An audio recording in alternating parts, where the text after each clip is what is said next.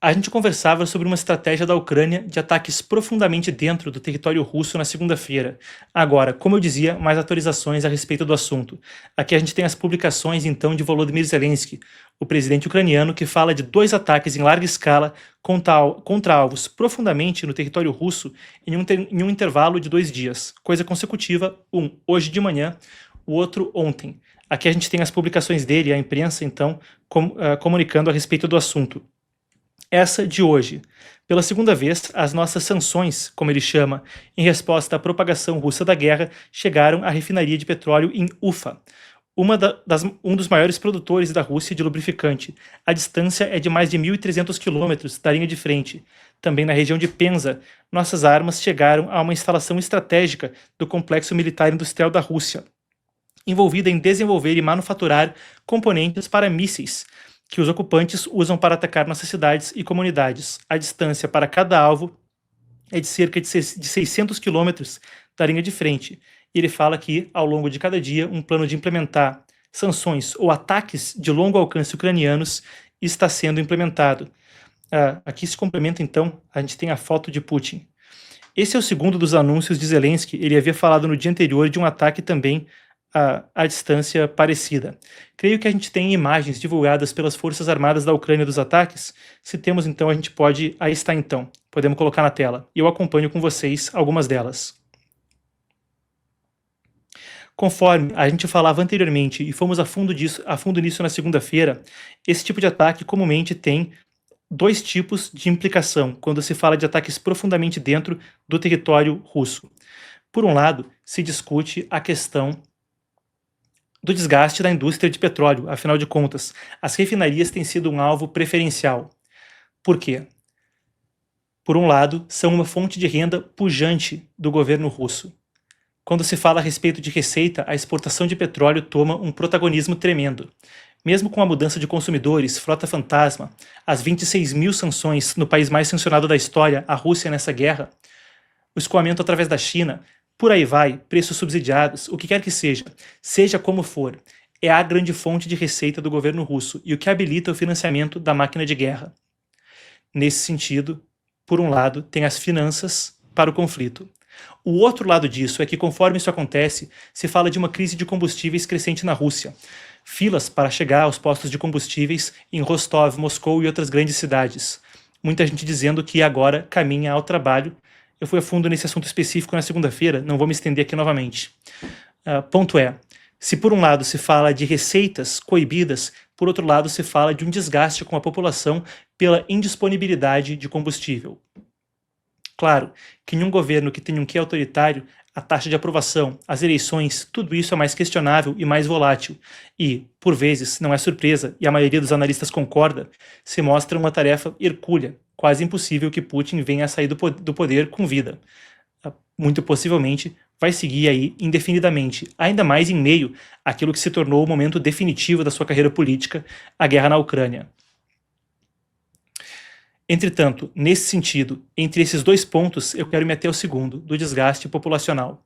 Feitas essas ressalvas, houve recentemente 2 pesquisas que nos ajudam a entender que existe sim um desgaste crescente dentro da Rússia com a população. Aqui a gente tem uma matéria da Newsweek, publicada recentemente, que coleta então pesquisas de diferentes fontes. Eu vou passar com vocês por elas. A gente tem aqui, vamos lá.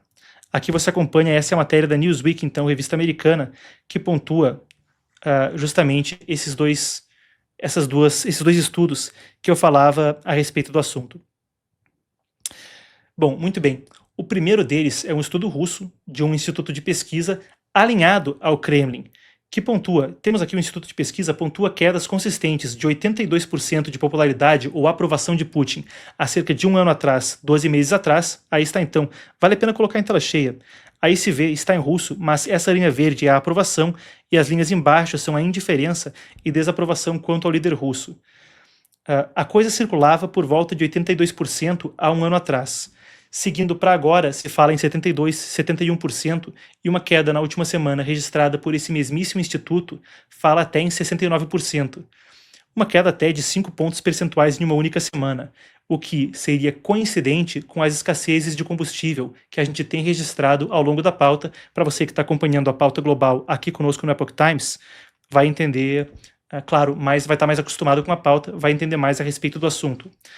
A ressalva é que esses números melhoram um pouco em algumas pesquisas que são feitas cara a cara, com a justificativa especulada de que haveria o medo de falar alguma coisa contra Putin quando tem alguém ali anotando na sua frente. Mesmo que essas pesquisas aconteçam por um instituto alinhado ao Kremlin, se vê essa queda, o que torna talvez ainda mais revelador, mesmo que a confiabilidade delas seja questionável. Nas entrelinhas disso, a Newsweek faz um comentário interessantíssimo.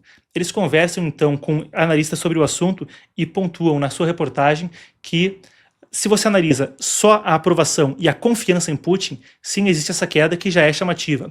Mas quando se fala em questionários sobre políticas específicas, se mostra um desgaste maior, porque se vê uma queda ainda mais acentuada, quando se pergunta se aprova a condução da guerra, ou se aprova a condução econômica. Ali os números são piores quando a pesquisa é menos taxativa em termos daquilo que questiona, quando é sobre políticas específicas, o que sugeriria um desgaste até maior do que esse primeiro revela. A gente tem também uma pesquisa da Gallup, creio que a gente tem aqui, Daniel, que complementa isso justamente com análise nesse sentido. Aí está então a Gallup, vamos lá. Temos aqui na tela? É o pior sentimento econômico na Rússia em cerca de 20 anos, e de fato, com 26 mil sanções ao longo de 4 anos, se vê gradualmente o desgaste. Se por um lado o Estreito de Hormuz dá uma linha de sustento financeiro ao Irã, com a remoção das sanções sobre o petróleo iraniano acontecendo, por outro lado inunda o mercado mundial de petróleo e leva o preço do barril a níveis pré-guerra. A Rússia não só tem mais dificuldade devido às sanções e aos ataques de longa distância de escoar, mas aquilo que consegue vender vai a um preço menor. Mesmo quando Trump começava a administração, se falava que a pujança de petróleo, a pujança dos Estados Unidos, reduzir em regulação ambiental para produzir mais e mais combustível, vinha com um quê duplo de aumentar a popularidade de Trump domesticamente e, por outro lado, fazer com que os adversários americanos, isso lá atrás, 2025, antes da guerra com o Irã, tá? Se falava que, por um lado, baixava a gasolina para aumentar a popularidade interna no começo do mandato, mas, por outro lado, teria o efeito de também cortar receitas de petróleo para Irã e Rússia. Com essa baixa no preço e a abertura do Estreito de Hormuz, pode haver um efeito, se o estreito se mantiver aberto, aonde se verá uma abundância, pois o petróleo que estava no Estreito de Hormuz começará a ser escoado, em meio à maior liberação de reservas estratégicas de países pelo mundo na crise que houve ao longo dos últimos 3 meses. Com essa oferta, os preços devem baixar. Portanto, um cenário que economicamente não ficaria positivo para a Rússia. Se valendo desse momento, mais uma notícia interessante que compõe o panorama. Aqui a gente tem uma reportagem da Political, que falou com o ministro Fedorov, que lida então com a defesa da Ucrânia. E ele fala precisamente que é um momento de otimismo e que por ali faria o sentido, então, que houvesse mais investimento. Seria o momento de uma injeção que permitiria que a Ucrânia se mantivesse em situação positiva. Claro que a essa altura é muito complicado falar de alguém vencer essa guerra, que se mostrou estar num impasse tremendo. Mas nesse cenário se falaria sobre o quê? Buscar na linha de frente uma posição melhor para poder chegar em negociações com uma situação favorável. Nessa entrevista, então, aqui está Mikhailo Fedorov. É o 4º ministro da Defesa desde que a Rússia lançou a sua invasão em grande escala contra a Ucrânia em fevereiro de 2022. O que ele diz na entrevista? É até um ministro jovem, né? Só 35 anos. Mas nas palavras dele, a Ucrânia precisa de dinheiro para manter a Rússia na defensiva. Aspas. Se tivermos recursos suficientes para lançar um novo ciclo de invasões bélicas antes que a Rússia se adapte ao atual, teremos mais 6 meses. Ele coloca esse prazo. Na semana passada, a Ucrânia pedia à União Europeia uma liberação de 6,6 bilhões de euros, B de bola, do Fundo Europeu para a Paz. Esse dinheiro estava bloqueado por causa do Viktor Orbán na Hungria. Orbán, claro, era um dos líderes que navegava de forma mais antagônica à União Europeia a liberação de dinheiro para a Ucrânia. Agora, com a vitória do Peter Magyar na Ucrânia, existe uma abertura para que isso possa ser liberado.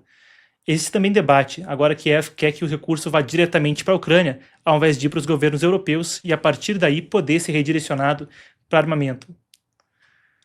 É com isso no horizonte e com esses ataques que nas entrelinhas, na semana que vem a cúpula da OTAN, aonde os países aliados podem discutir um novo pacote de ajuda. Aparentemente, para a Ucrânia, a tentativa é de justamente ter as condições mais favoráveis possíveis para apresentar o seu pedido. Segundo o governo ucraniano, o país precisa de 138 bilhões, 138 bilhões de euros, nem dólar, mais que dólar, euros, para cobrir os gastos militares do ano, mas só consegue bancar 53 bilhões com os recursos próprios. Já foram 28,3 de ajuda liberada pela União Europeia em 2026, além de outros pacotes de apoio. Agora, a ver. Por enquanto, parece que o esforço é para chegar em boa posição na semana que vem na Turquia. Turquia já foi até o mediador em tentativas anteriores de paz. Ali cruzando o Mar Negro, fica no horizonte essa possibilidade.